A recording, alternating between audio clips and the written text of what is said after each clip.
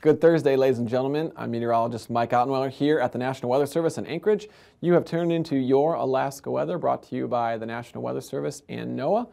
And tonight, January 3rd, 2019. And if you need to get in touch with the office, 1-800-472-0391. That'll get you to the automated line, and you can use the prompts to touch base with the Anchorage, Juneau, or Fairbanks office and get your local weather for wherever your forecast is. Weather.gov/Alaska will also get you a regional perspective, statewide perspective, to dial into wherever office you need the information from, and also to look at the aviation website and to look at the TV graphics as well later on tonight. And if you need to use the point-and-click feature, just keep dialing in on the map as close as you want to go for your forecast area of interest. And then, of course, to get in touch with the TV desk, nws.ar.tvweather@noaa.gov, and Mr. Dave Snider or one of us will get back in touch with you as soon as possible. All right. Things have quieted down quite a bit from where we were yesterday, and so things looking a little bit better for much of the state as far as winter returning. Not a lot of snow, however, in the forecast, except for the Beaufort Seacoast, northeastern Beaufort Seacoast. You guys still have snow continuing up there for you, another couple inches possible, and so we'll talk about that here in a little bit. And then cold and dry into south central and southeast Alaska. It's offshore flow pattern setting up, high pressure moving in, ushering in some of that Arctic air mass from the northern portions of the state and even northern Canada. And so that is going to bring us back down to our normal temperatures and even some below normal temperatures across the area. We'll look at that here with our max and min T's in just a little bit.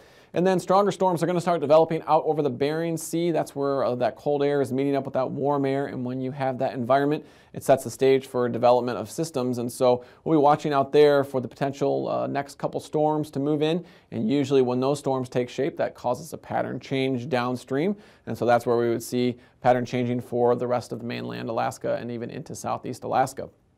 So how did our advisory map look this afternoon? Well, it's pretty quiet. All of the red and yellow that we had in over the central portion of the state yesterday, the interior was lit up, and now it is much, much quieter. Just one advisory left for some snow and blowing snow up near Kaktovik in the northeastern portion of the state there, eastern Beaufort Seacoast. And that is in effect until 9 p.m. this evening, 9 p.m. Thursday night. And be sure to take a look at that, that advisory if you want some more details from the Fairbanks office. So let's take a look at our satellite loop now, and as you can see here, several areas of weak low pressure spinning out over the Bering Sea. And so this is kind of after our big storm pattern. This is not atypical to see cold air filtering down across the Bering. That's where you kind of get that freckled appearance over the waters there. Cold air moving out over the warmer water creates those showers, those pockets of snow showers, and even mixing with some rain down towards Dutch Harbor. But for the most part, weak areas of low pressure spinning up. Some of this is going to push into southwest Alaska and bring a chance for just some very light snow, maybe an inch or two at times. But that will work its way towards the southwest coast as we go in through the overnight tonight. And you can kind of see that general southwest to northeast flow. These lighter clouds up here, not quite as defined, but some light snow continuing along the northwestern portion of the state. Also some foggy conditions reported up there. So still some low clouds lingering with all that moisture that was advected into our area with those stronger storms. And then you can see that snow still continuing up over the northeastern portion of the state. That's where the advisory is still until 9 p.m. tonight.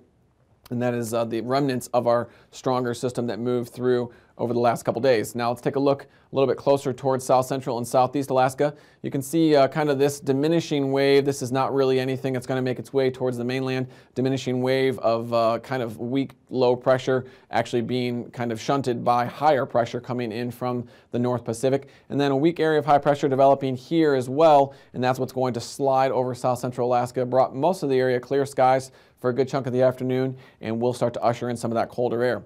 For you all down in southeast, your attention should be right here on this area of low pressure. This is what's going to try to work its way up into the Ketchikan and maybe as far north as Sitka, but we doubt it. This is going to be working its way basically right along the Ketchikan border there. So the potential for any precipitation will be right here along this boundary. We'll talk about that some more here in our surface maps. But this area of low pressure is about the only thing that's got any jet support in the upper levels that's really across our state. So this is the primary focus for southeast. Otherwise, for the most part, high pressure building in as well, bringing that clear, dry offshore flow, helping conditions to be quite cold and quite clear skies.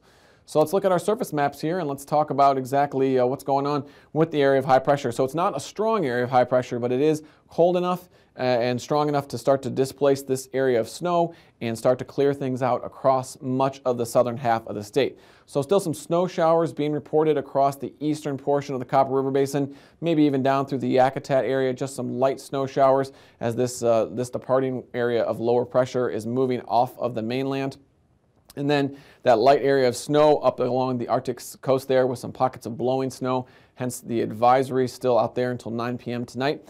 And then as we get towards the west coast, you can see some fog and some lower visibilities due to snow showers and the fog along the northwestern portion of the coast. Then it's not really until you get towards the western portion or the eastern portion of the Bering Sea, the west coast, that we start to see any real consolidated areas of snow. Those are going to try to push into southwest Alaska as we go into the overnight, but running into this area of high pressure is going to make that tough. So we don't expect, again, much in the way of accumulation, but some rain and some snow being reported along the Alaska Peninsula this afternoon there, down by False Pass, some snow showers, Cold Bay as well. Sandpoint, you'll probably get in on the action, and along as well as St. Paul. Possibility of some snow showers out there. Otherwise, pretty quiet across the rest of the Aleutians. And then down towards southeast, again, that one area of low pressure down to our south is about the strongest we have in our area right now. And that's just really clipping the Ketchikan area. Otherwise, pretty dry conditions across much of southeast Alaska. So how does that look going into tonight? Well, that weak area of low pressure is really just going to be induced by that cold air moving offshore over the warmer waters. You get what's called kind of a induced thermal trough or an inverted trough, and that is going to be just along the coastline there. Don't really expect much in the way of precip unless you're down as far south as Ketchikan.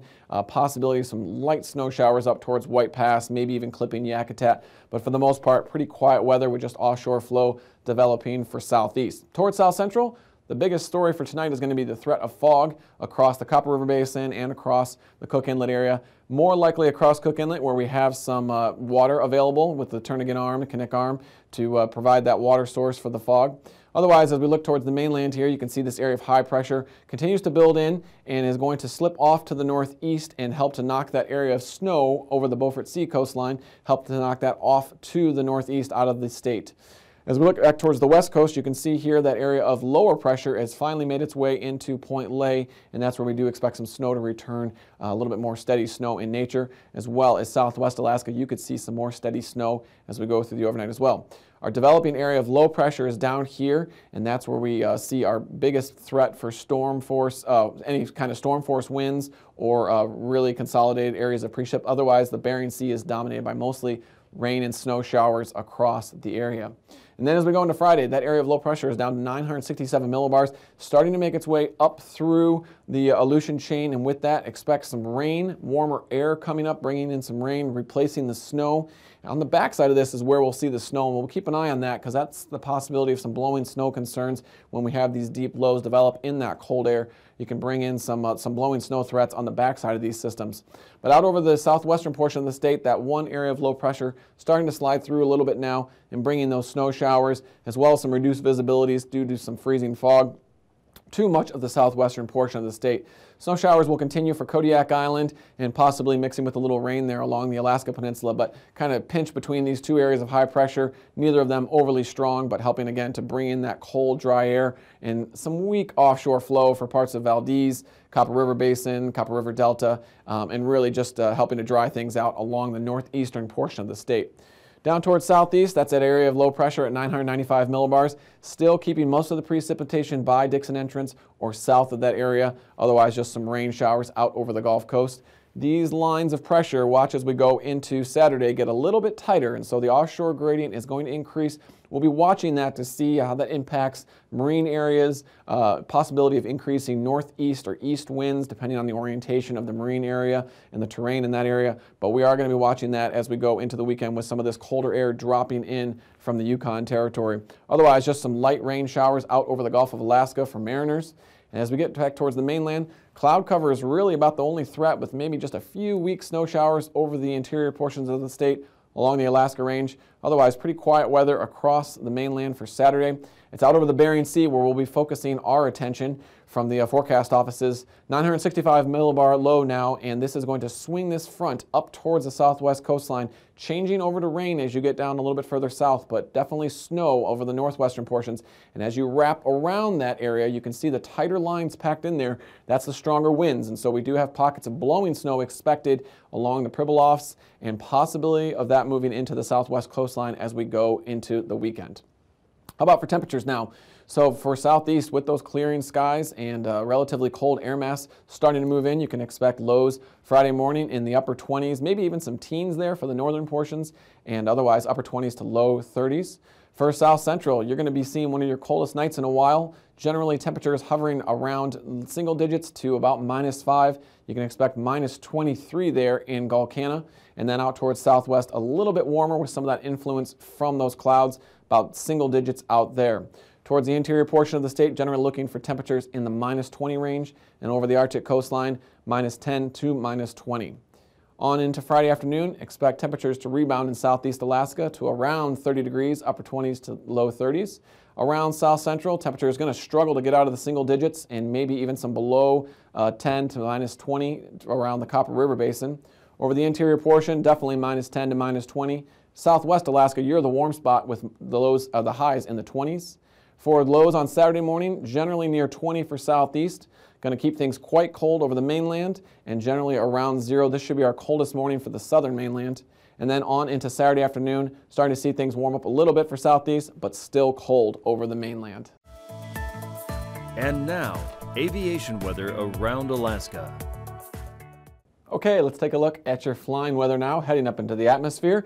And you can see really up along the Brooks Range here, northeastern portions of Alaska is where we have one of our pockets of instrument flight rules conditions, IFR conditions, hovering over there as some snow showers continue to clear the area from west to east. That also will be over the Arctic coastline there. And then stretching down really from Utqiagvik all the way down along the west coast and then into Bristol Bay. Pockets of IFR right there along the ice edge for a good chunk of it, and just hovering along the coastline with surrounding pockets of marginal visual flight rules. Out over the western portion of the Bering and the western Aleutians, that's where we have our next storm system moving in. So you can expect some instrument flight rules and marginal visual flight rules out there. And then just a small pocket here for southeast Alaska as that system of low pressure works its way slowly to the north. We do have some MVFR conditions expected there. How about Friday afternoon? Well, just a small pocket there for southeast once again. Same story from that area of low pressure down to the south. And then our area of instrument flight rules starting to slide ever so slowly away from the Brooks Range as we go through the day Friday. Some improving conditions along the west coast, but still looking for a pretty poor flying day out there. Marginal visual flight rules surrounding the area of the instrument flight rules here down towards Nunivak Island and the southern portion of the Seward Peninsula. Out over the Bering, marginal visual flight rules will persist with plenty of low clouds and some snow showers. As we head into Saturday, areas improving across northeastern Alaska, starting to see things clear up there, up near Eagle and Chicken, and starting to see just marginal visual flight rules. As we stretch out towards the northwest coastline, marginal visual flight rules becoming instrument flight rules there along the west coast. Another band of snow moving into southwest Alaska, so you can expect IFR conditions there in that snow. And then our frontal system developing and stretching out over the Bering. Instrument flight rules expected out there with a very wide swath of MVFR conditions. MVFR conditions persisting for southeast Alaska. And then another area develops on Saturday afternoon over the Gulf of Alaska, marginal visual flight rules there. And then really looking for a fairly widespread area of MVFR conditions up along the Arctic coast, and still seeing MVFR persisting through western Alaska with a stretch of that IFR along the frontal boundary itself. We'll talk some more here about this frontal boundary in just a little bit. So how about our passes? Well, actually going to be pretty good. Anaktuvik and Adigan, Anaktuvik will be VFR. Adigan, MVFR going to IFR with that snow band still hanging out off to the northeast. Lake Clark and Merrill, VFR in the morning, possibility going down to MVFR in the afternoon with that snow impinging from southwest. However, Rainy, Windy, and Isabel should all be VFR through the day. Mentasta also VFR, small chance of some fog developing in the Copper River Basin, so check your latest forecast in the morning to see if that fog did develop and whether or not that's going to impact your passes. It should stay below pass level. Tanita, same story there, VFR conditions. Portage VFR, and Chilkoot and White also VFR, so pretty nice flying day for much of the state on Friday. How about our surface level, our freezing levels?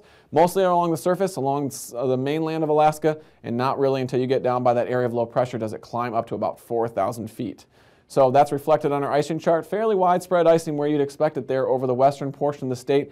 Isolated moderate above 3,000 feet, and that's really just because of those snow showers and that moisture continuing to be backed up in that region. Small pocket there above 2,000 feet over the very northeast corner of the state, and then above 3,000 and 4,000 feet with our new frontal system approaching the area. So how about for our jet stream? Well, it's coming in and it kind of couples together in a few different spots. Right here at about 80 knots and then diving back over the North Pacific at 175 knots. Strong zonal jet moving down into the northern portion of the Pacific and then coupling again here over the western portions, southern portions of Canada and moving off over the lower 48. And so with that, our primary jet stream is to our south, keeping the pattern a little bit more quiet than we have seen it. However, out over the Bering, things will remain quite active. For our 9,000 foot winds, you can see there, that's where we have our most active pattern, most active winds. 70 knots coming around this low at 9,000 feet, becoming 55 knots as you get to the east side of it. And then across the Bering, generally a southwest becoming west, and then over the mainland, a southerly flow, about 20 to 25 knots throughout that region, and generally out of the south-southwest. As you get towards south central and southeast Alaska, more of an offshore flow, northwest northerly wind pattern here, 15 to 20 knots, and you'll see that reflected down here at 3,000 feet as well, 10 to 25 knots. Probably a little gustier through some of the bays and passes there near the Kachemak and Barren Islands. As we get out towards the Bering Sea, you can see really the strongest wind is going to be out there with generally a southerly wind across the western portion of the state. So for turbulence, that's where we're going to see some considerable moderate turbulence below 6,000 feet, and that is really going to impact the Aleutians, and then one small area of isolated moderate below 4,000. Stay tuned.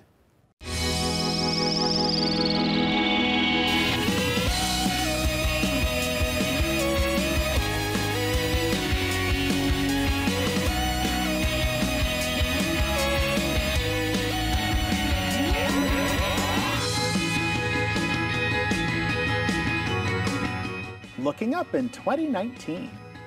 Happy New Year and welcome to Stargazers. I'm Dean Regas, astronomer for the Cincinnati Observatory. And I'm James Albury, director of the Kika Silva Pla Planetarium in Gainesville, Florida. We're here to show you around the sky tonight. And to highlight the best, most astronomical and extraterrestrial events of 2019. We definitely have a lot to look forward to, including a total lunar eclipse and a planetary conjunction in January. We'll pick our best meteor showers of the year and preview an event so rare that it won't be visible from the United States again until the year 2049. Let's head to the future and see what's up in 2019. The first major astronomical event of 2019 happens on the night of Sunday, January 20th. It's a full moon that night, but that's not the exciting part. Let's follow the moon across the night of January 20th. At a little after 10:30 p.m. Eastern Time, you'll see a shadow slowly moving across the lunar surface. It's a lunar eclipse. This is the shadow of the Earth inching across the moon, and by 11:40 p.m. Eastern Time, the shadow will plunge the moon into total eclipse. At that point, the moon will turn all sorts of eerie colors. The moon will be totally eclipsed for about an hour. And after 12:45 a.m., the shadow will begin to wipe away, leaving the full moon back to normal again at about 1:50 a.m. So here's the trick. Some websites may tell you to look for this total lunar eclipse on January 21st. Now that's true for Europe and Africa, but for us it begins on the night of the 20th and carries over to the morning of the 21st. So mark your calendars for January 20th so you're not a day late. Hey James, remember back in the summer and fall of 2018, back when we had all those planets in the nighttime sky? Oh yeah, we had Venus, Jupiter, Saturn, and Mars. Well, only Mars is remaining, but you can look for the red planet shining high in the southeastern sky after dark in January. The others headed over to the morning sky, and you could see the two brightest planets before sunrise in the southeast. The brighter planet is Venus, and the dimmer one is Jupiter. Every so often, these dazzlingly bright planets appear close together in what we call a conjunction. Keep close tabs on Venus and Jupiter this January because as the days roll on, they'll get closer and closer. And on the mornings of January 22nd and 23rd, we've got a conjunction! Although we can predict the dates of the meteor showers in 2019, it's hard to say if any of them will produce stellar shooting star shows. I always like the Percy meteor shower that happens each August 13th. You have to stay up late, but at least it's warm. But in 2019, the nearly full moon may wash out many meteors. In autumn, we have the Orionids, which peak on the morning of October 22nd. And then there is the Leonids on the morning of November 18th. Don't expect the sky to be falling with any of these meteor showers, but you won't know what you'll see until you look up. Finally, we have a super rare astronomical alignment happening in 2019. It's called a transit of Mercury, and it happens when the tiny planet Mercury comes between us and the Sun. On November 11th, Mercury will slowly cross in front of the Sun's disk and make a teeny tiny eclipse. However, you'll need to be prepared. The transit of Mercury will happen during the daytime between the hours of 7 a.m. and 1 p.m. Eastern Time. If you're on the western half of the United States, you'll only see part of the transit, while stargazers on the East Coast will see the whole thing. Then you'll need a safe solar filter. After all, you'll be staring at the sun, which is bad to do without protection. You'll basically go blind. Yep, and finally, you'll need magnification. Mercury is so small that you'll need to magnify it. So you'll need safe filters that fit on a pair of binoculars or a telescope. Now, you have plenty of time to prepare for the transit of Mercury and everything else coming up in 2019. It's going to be an astronomical year when you keep looking up.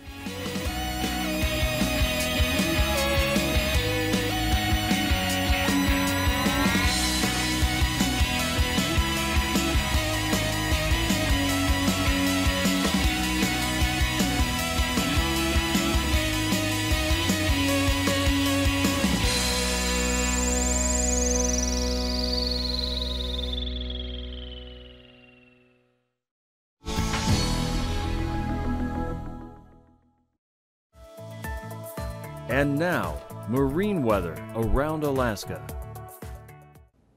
Okay, on into your marine forecast now. For January 3rd, 2018, the ice analysis brought to you by Ice Lord Mike Lawson. And as you can see here across the western half of the domain, pretty much pack ice throughout the area now, with just a few areas that are a little bit less concentration along the coastline there and up near the northwestern portion of southwest Alaska. And then right along the Bristol Bay coastline, everything is pretty much the same as it was yesterday. No real change there. The place where we have seen some change is across Cook Inlet and the Turnagain Arm. We've seen a little bit more ice growth over the last 24 hours. We expect that to continue to grow as this cold air mass starts to establish itself. So on into our marine forecast now. It's going to be pretty gusty down in southeast Alaska for Friday. You can expect for Lynn Canal all the way down through the inner waters there, down towards Dixon Entrance region. Expect north winds and northeast winds between 20 and 30 knots. Some higher gusts expected up towards Lynn Canal and towards the Clarence Strait region at about 35 knots. And some freezing spray is also expected through that area. As we get towards the offshore waters, you can expect a little bit more variable winds west and northwest, and then becoming northeast there by Yakutat between 15 and 20 knots, and seas running between 7 and 10 feet. On into Saturday now, and again looking for that pretty strong northerly wind to continue to build in with that offshore flow pattern. So 20 all the way up to 40 knots here for Lynn Canal, seas all the way up to 8 feet, down to 4 feet here by the Dixon Entrance region, and still expect some freezing spray through this area with those strong winds and that cold air. Offshore, we're looking for northwest to northerly winds, 10 to 20 knots, seas running between 6 and 7 feet. For South Central, you can expect northwest winds across much of the open waters there, to include 20 knots out of Prince William Sound, seas on the order of about 3 to 5 feet, and some freezing spray is possible for parts of the Valdez, Narrows, and Entrance region there. And then as we get down towards Cook Inlet, some freezing spray also possible with northeast winds, 10 to 20 knots, and on a 2 to 5 foot sea. Looking on into Saturday, things calm down just a little bit, mostly north to northwest, north to northeast, 10 knots to 15 knots, and seas about 2 to 4 feet. On into the Alaska Peninsula for Friday, you can expect generally a westerly flow as that cold trough establishes itself. You can expect 10 to 20 knots across the region with 3 to 6 foot seas. And then on into Saturday, a little bit more support of that next system moving into the Bering, so you see things switching up out of the southeast and east, 20 to 30 knots, and seas building up to 12 feet, but up towards Kodiak Island and Shelikof, a little bit more variable, 10 to 15 knots, seas 2 to 5 feet. On into the Aleutian chain now, and that's where our system is starting to develop, so expect a south to southeast wind 35 to 40 knots, and that is going to be on a sea building from 10 to 14 feet, all the way up to 23 feet here near Atka and Adak. As we get towards the central Aleutians, expect more of a southeast wind, 20 to 30 knots, and seas 6 to 9 feet. And then on into Saturday, that system has taken its shape and has matured, so expect a west to southwest wind all the way up to storm force, 50 knots, seas climbing all the way up to 28 feet out there, and generally in front of that, going to expect a southwest or south wind, 35 to 45 knots, and that is going to be on an 11 to 25 foot sea. For the west coast, some freezing spray expected along the ice edge, of course, near St. Matthew Island, and then some east winds becoming north and then becoming west and southwest, 15 to 20 knots, and seas generally about 4 to 7 feet. And then along the on to Saturday now along the west coast, northeast winds in advance of this front, but expect more of an easterly flow out in front of it, all the way from 15 up to 50 knots, and expect seas between 14 and 21 feet building with that system coming in. For the Arctic coast, up along the northern portion, expect a west wind, 10 to 15 knots, and then more of a southeast and then becoming north wind, 20 knots to 25 knots out over the northwestern portion of the state. And then see things switch around from a north to northeasterly direction, 10 to 15 knots as we go into Saturday. All ice covered up here and increasing flow as you'd expect in advance of that front, all the way up to 30 knots there off of Wales and Port Clarence for Saturday. So let's recap tonight's weather. So we have that snow diminishing along the northwest coast, still an advisory out there for snow and blowing snow until 9 p.m. We also have a last minute advisory for the St. Lawrence area, St. Lawrence Island and Savunga, looking for snow and blowing snow again until 9 p.m. tonight. So an advisory issued for both of those two areas, and we'll expect some more conditions to remain deteriorated until tomorrow. And as we look out towards southeast Alaska, pretty calm conditions with just a slight chance for rain for Ketchikan area and for south central. Some fog tonight, and that'll give way to some light snow up over the northern portion of the state on Friday. Quiet conditions will continue for southeast, and we'll be watching this developing system out over the Bering Sea to possibly bring some snow and blowing snow, help to change our pattern into next week. Thanks very much for joining us. These forecasts are for planning purposes only. Call 1-800-WX-BRIEF for a formal pre-flight briefing. Always file a flight plan before you go flying. The U.S. Coast Guard Auxiliary urges you to leave a float plan with a friend or the harbor master before you go boating.